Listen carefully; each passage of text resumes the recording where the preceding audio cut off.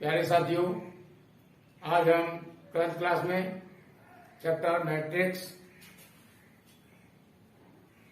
Class 12 में chapter 3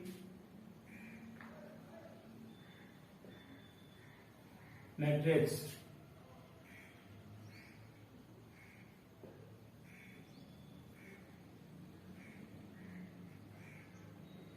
बता रहे हैं। सबसे पहले जैसे हमारी ये लाइन है, इनको क्या बोलते हैं हम?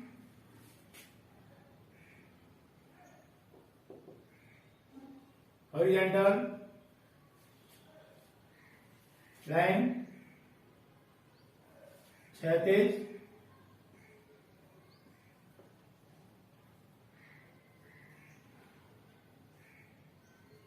रेखाएं, इनको बोलेंगे क्षैतिज रेखाएं बोलेंगे। तो ये हो जाएगी हमारी नंबर 1, नंबर 2, नंबर 3। हम लाइन को रो भी बोलते हैं, ROW रो मीन्स पंक्ति। हॉरिजॉन्टल लाइन कहते हैं या पंक्ति कहते हैं, रो कहते हैं, बात एक ही है। तो ये हो जाएगी हमारी R1। रो के लिए हमने R से लिखा,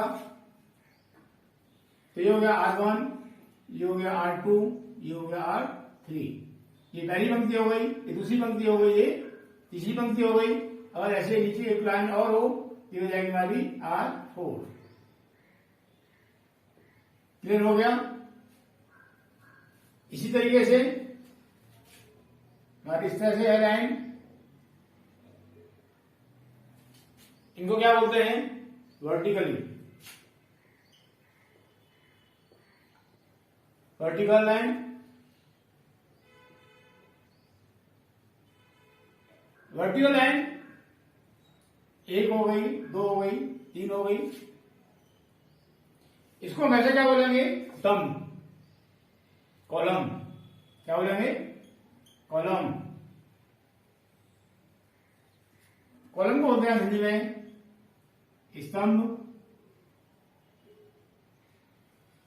कॉलम के लिए हम इसको डिनोट करेंगे C से। जैसे रो को डिनोट किया हमने R से, ऐसे ही कॉलम को हम डिनोट करेंगे C से। तो ये हो जाएगा हमारा C1, ये हो जाएगा C2, ये हो जाएगा C3। क्लियर हो गया? मैं इसलिए बता रहा हूं तुमको ये, क्योंकि इनका प्रयोग होना है हमारे इसमें मैट्रिक्स में। तो ये मालूम होना बहुत जरूरी है कि हम कॉलम किसको बोलते हैं और रो किसको बोलते हैं। जो लाइन हमारी हॉरिजॉन्टल होती है उनको हम रो बोलते हैं, और जो लाइन हमारी वर्टिकली होती है उनको हम कॉलम बोलते हैं। क्लियर हो गया? कॉलम को हम C से डिनोट करेंगे और रो को हम R से डिनोट करेंगे। जब एक से अधिक है हमारी कॉलम तो C1, C2, C3, एक और होता है यहाँ आगे, क्या हो जाएगा? C4। क्लियर हो गया? जैसे हमने लिखा 2, 3, 8,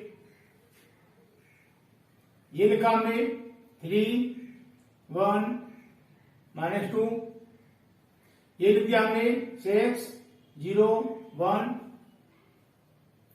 तो इसका मतलब हो गया हमारा R1। ये R1 हो गया, ये हो जाएगा हमारा R2 और ये हो जाएगा हमारा R3। कहने का मतलब ये पहली पंक्ति हो गई, ये दूसरी पंक्ति हो गई और ये तीसरी पंक्ति हो गई। इसी तरीके से जब हमने इसको इस तरह से देखा तो ये R1, R2, R3 हो गई। अगर हम इसको इस तरह से देखें तो ये कॉलम बन गया। इसको बोलेंगे हम C1, इसको बोलेंगे हम C2 और इसको बोलेंगे हम C3। क्लियर हो गया? अब आते हैं हम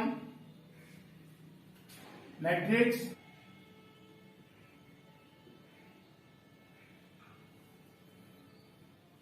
इसको हम ऐसे लिख देते हैं MATRICS मैट्रिक्स या MATRIX मैट्रिक्स। क्लियर हो गया। इसका साइन होता है ये बड़ा वाला ब्रैकेट जो हम छोटी क्लासों में प्रयोग कर चुके हैं। किसी भी मैट्रिक्स का नाम देंगे हम, जैसे ABC XYZ, ये नाम हमेशा कैपिटल वर्ड में आता है। जैसे हम मैट्रिक्स ए हो गई वाली, इसके अंदर कंपोनेंट हो जाएंगे, बी हो गई, ऐसे ही कुछ भी मान कैपिटल वर्ड में। कभी भी मैट्रिक्स को हम स्मॉल लेटर से नोट नहीं करेंगे, ABC इस तरह से हमको नहीं करेंगे। हमेशा मैट्रिक्स कैपिटल लेटर में लिखा जाता है। जैसे हमारा कोई मैट्रिक है,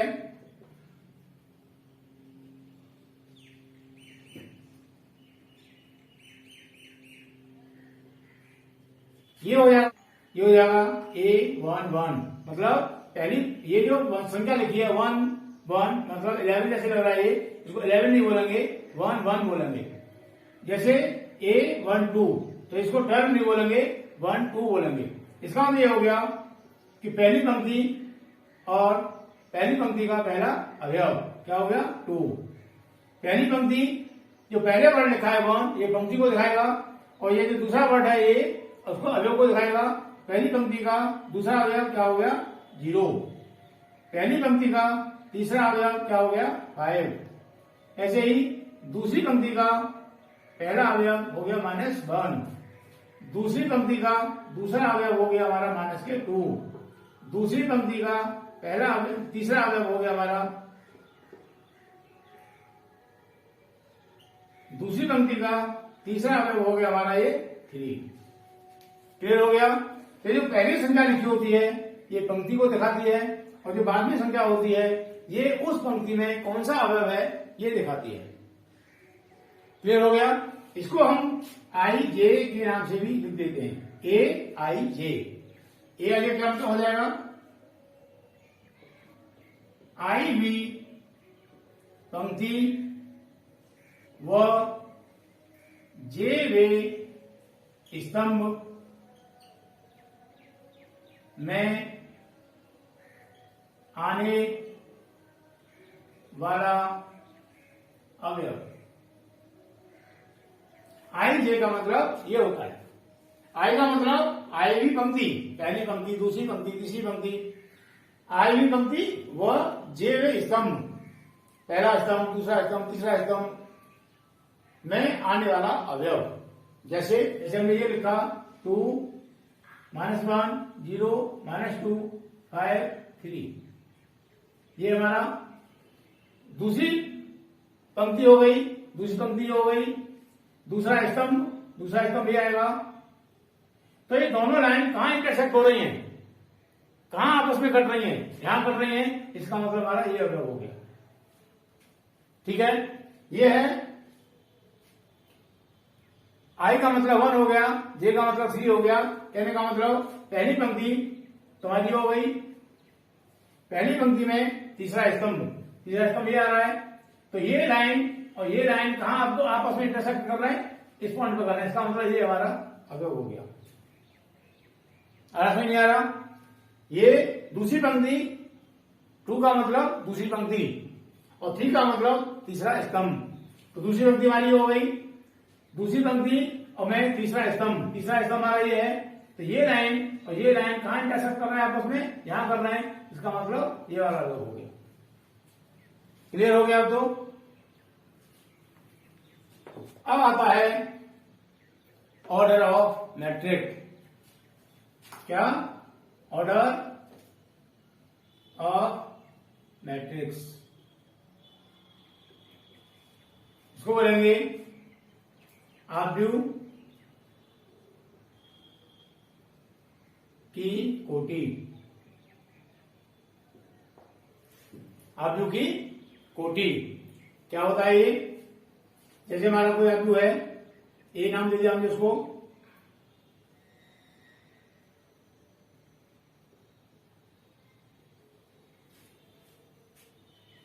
हम कैसे निकालेंगे आरबी की कोटि? आरबी कोटि होती है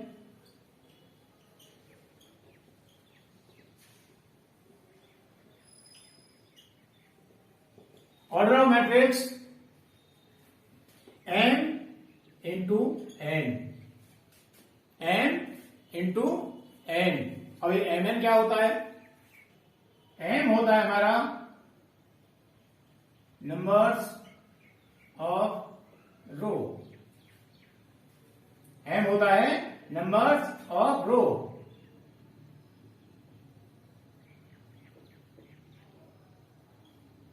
और n होता है हमारा numbers of column.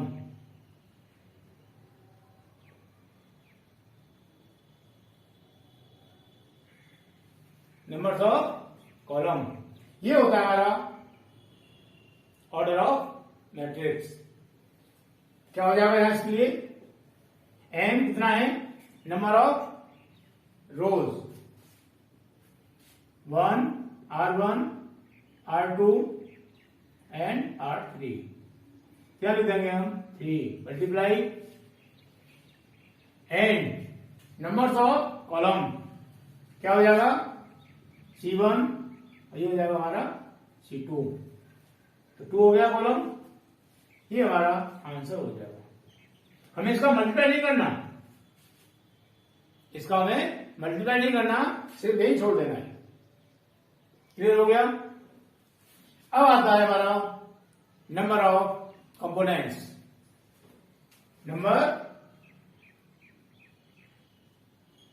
Numbers of components, ये क्या होता है? अवयवों की संख्या।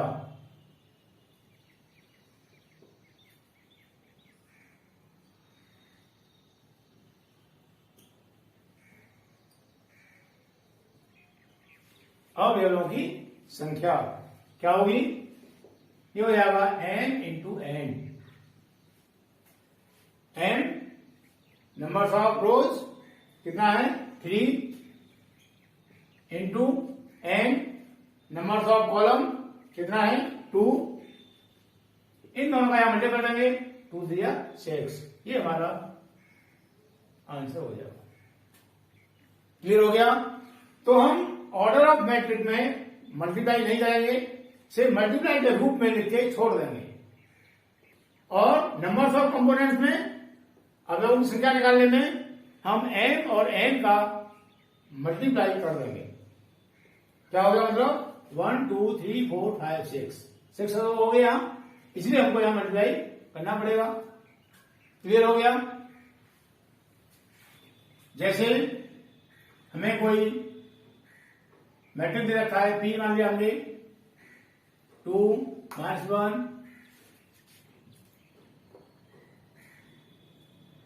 2 -1 4 3 0 6 0 2 5 ये दे रखा है। हमें पूछ रहा है A23 A31 A12 A33 and A21, ये हमें पूछ रहा है। इनके अवयव क्या होंगे, क्या हैं? हम निकालेंगे A23।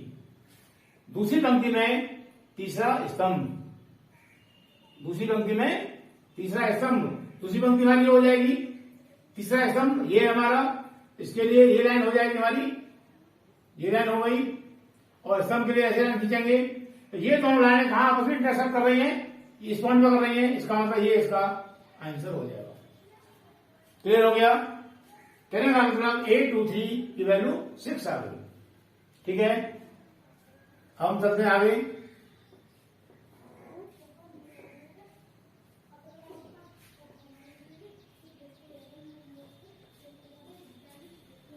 A31 एक 3 का मतलब पहली रो हो गई, दूसरा कॉलम हो गया, तीसरी रो में फर्स्ट कॉलम, तीसरी रो हमारी हो जाएगी फर्स्ट रो फर्स्ट कॉलम, ये हो जाएगा। ये कॉलम वाली लाइन और रो वाली लाइन जहां पर इंटरसेक्ट करती है वो वाला क्या पॉइंट 0, इसका मान 0 हो जाएगा। आ रहा समझ नहीं आ रहा? अब आता है A12 पहली पंक्ति का दूसरा स्तंभ, पहली पंक्ति हमारी ये है, इसका दूसरा स्तंभ ये है, तो इस यहां दोनों लाइन यहां पर भी इंटरसेक्ट कर रही हैं, इसका मतलब ये इसका अवयव हो जाएगा। आ रहा समझ नहीं आ रहा? अब आता है A33 तीसरी पंक्ति और तीसरा स्तंभ, तीसरी पंक्ति हमारी ये है, तीसरा स्तंभ ये है, ये तीसरा स्तंभ, ये दोनों काम इंटरसेक्ट कर रहे हैं, यहां इंटरसेक्ट कर रहे हैं आपस में, तो ये वाला हो जाएगा अवयव। A33 5 हो गया। अब आता है A21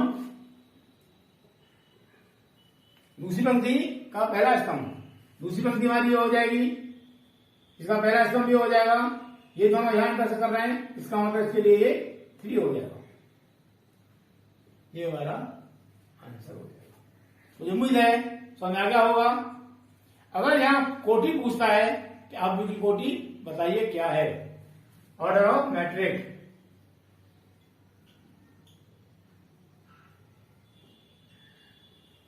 इक्वल टू हो जाएगा। इसमें कितनी पंक्ति है 1 2 3 मल्टीप्लाई कितने कॉलम है 1 2 3, तो ये हमारा आप व्यू 3/3 कोटि का हो गया, 3/3 का हो गया। इसको बोलेंगे हम 3/3, लिखेंगे हम ऐसे, लेकिन बोलेंगे 3/3। क्लियर हो गया? 3/3 कोटि का नहीं बोलेंगे, 3/3 बोलेंगे। मुझे उम्मीद है समझ आ रहा होगा। अगर ये पूछे number of element, number of components, number of components,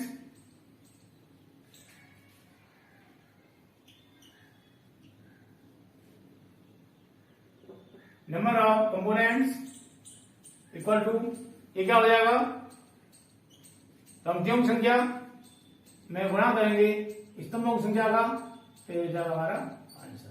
तो कितने हैं 1 2 3 4 5 6 7 8 9। तो इसमें हमारे 3 क्वेश्चन बन गए। एक क्वेश्चन तो ये हो गया, सेकंड क्वेश्चन ये हो गया, और थर्ड क्वेश्चन हमारा ये हो गया। एक ही क्वेश्चन में हमारे 3 क्वेश्चन हो गए।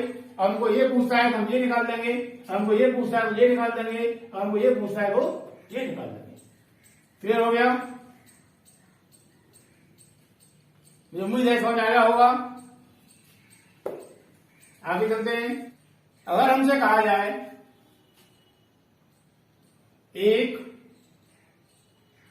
1/3 कोटि के आव्यूह की रचना करो। यह क्वेश्चन हमारा पहले दिया है 1, बाद में दिया है 3। जो संख्या पहले आती है उसका मतलब है वो हमारी पंक्ति है, और जो बाद में संख्या आती है उसका मतलब होता है वो हमारा कॉलम है। क्लियर हो गया? तो नाम दिया हमने उसको एक पंक्ति बनाएंगे, 3 माना लिख दिया हमने, यहां 1 लिख दिया या 6 लिख दिया, हमारी पंक्ति हो गई। अगर हम इसको ऐसे देखें तो ये पहला स्तंभ हो गया, ये दूसरा स्तंभ हो गया, और ये तीसरा स्तंभ हो गया। हो गया ना? तुम्हारी ये तो पंक्ति हो गई एक पूरी, जिसको बोलेंगे R1, और ये हमारे अगर ऐसे हम देखें तो ये हमारे 3 कॉलम हो गए। तो इसका मतलब ये हो गया कि 1/3 कोटि का आव्यूह इक्वल टू 3 1 और 6। ये होगा आंसर। क्लियर हो गया? ऐसे एग्जाम पूछता है कोई एग्जाम्पल, तो हम ये नहीं क्या 3 आ लें या 1 लें या 6 लें, हम कोई भी संख्या ले सकते हैं। प्लस में ले लें, माइनस में ले लें, 0 ले लें, कुछ भी ले सकते हैं। ये हमारे ऊपर डिपेंड करता है कि हम क्या लेंगे। इसका सेकंड एग्जाम्पल हो जाएगा -1 0, कौन नहीं लगाते यहां, -1 0 -6, कुछ भी ले सकते हैं। तो यहां हमारी एक पंक्ति हो गई और 3 स्तंभ हो गए। कहने का मतलब इसकी कोटि हो गई 1/3। क्लियर हो गया? मुझे समझ आ गया होगा। इसी तरीके से सेकंड एग्जाम्पल पूछता है 3/1, 3/1 कोटि से आकृति रचना करो। तो यहां 3 पंक्ति हो गई और एक स्तंभ हो गया। 3 पंक्ति, यहां हमने नाम दे दिया x। 3 पंक्ति का मतलब जैसे हमने 4 ले लिया, यहां 6 ले लिया और यहां 0 ले लिया। ठीक है?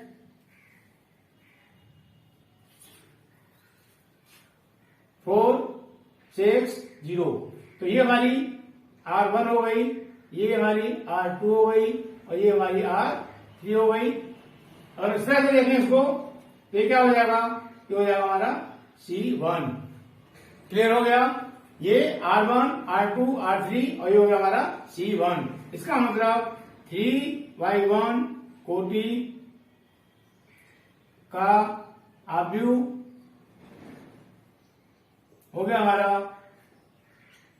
4 6 0। ये हमारा आंसर होगा। मुझे उम्मीद है समझ एकदम से आ गया होगा। आगे अब आता है टाइप्स ऑफ मैट्रिक्स।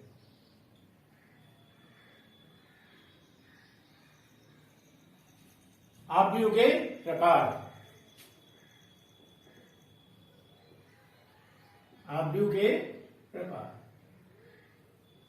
यह आता है, इसमें नंबर 1 हो जाएगा हमारा रो मैट्रिक्स। रो मैट्रिक्स पंक्ति आव्यूह।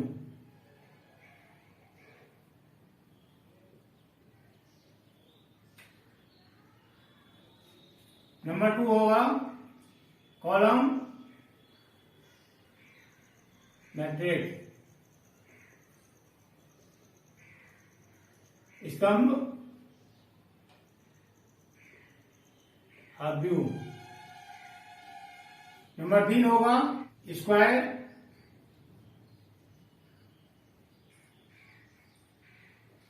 मैट्रिक्स, वर्ग आव्यूह।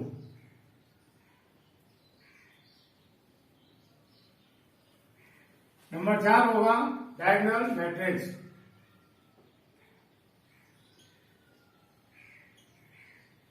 डायगोनल मैट्रिक्स,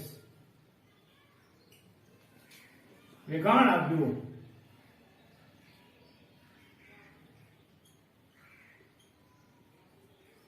नंबर 5 होगा स्केलर मैट्रिक्स, अदिश आव्यूह।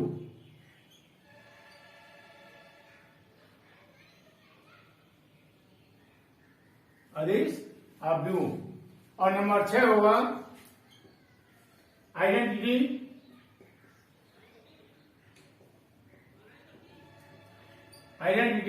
मैट्रिक्स, इसको होते हिंदी में तत्समक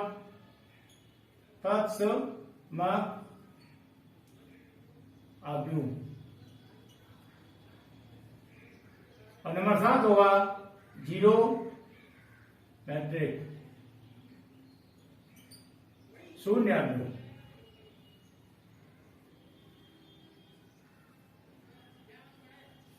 क्लियर हो गया? इस तरीके से हमारे मैट्रिक्स 7 होते हैं। नंबर 1 रो मैट्रिक्स पंक्ति आव्यूह, नंबर 2 कॉलम मैट्रिक स्तंभ ऑफ व्यू, नंबर 3 स्क्वायर मैट्रिक वर्ग ऑफ व्यू, नंबर 4 डायगोनल मैट्रिक विकर्ण ऑफ व्यू, नंबर 5 स्केलर मैट्रिक अदिश ऑफ व्यू, नंबर 6 आइडेंटिटी मैट्रिक्स कसमक ऑफ व्यू और नंबर 7 जीरो मैट्रिक्स शून्य ऑफ व्यू। क्लियर हो गया? मुझे उम्मीद है समझ आ गया होगा। आगे की वीडियो में हम इनकी डेफिनेशन दिखाएंगे। डेफिनेशन दिखाने के बाद में फिर एग्जाम्पल और एक्सरसाइज कराएंगे।